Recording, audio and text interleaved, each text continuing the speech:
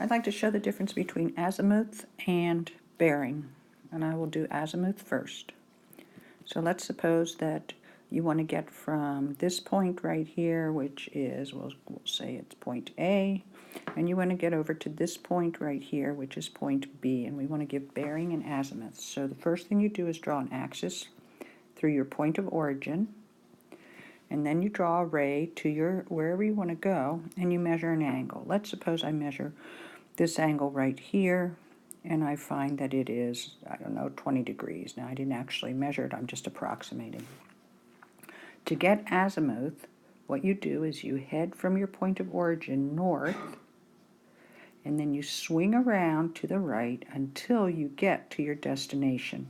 And however many degrees you swung, that's your azimuth. So this is 90 plus 90 is 180, plus 90 is 270, plus another 20, so I would say it is 290 degrees azimuth, and that's the azimuth measurement. Now let's do bearing for the same scenario. Here's A. Here's where I'm trying to go to, B.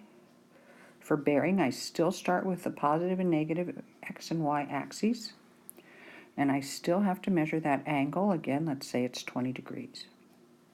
Now with bearing, you head either north or south, whichever is closer to my point of destination. So closer is north in this case, so I'm going to head north, and then I'm going to swing toward my destination point like this.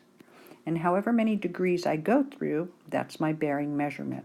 So in this case, my bearing would be written, first I headed north, and then I swing through 70 degrees, which is what's left from the 90, and I swung in a westerly direction, so it would be north, 70 west.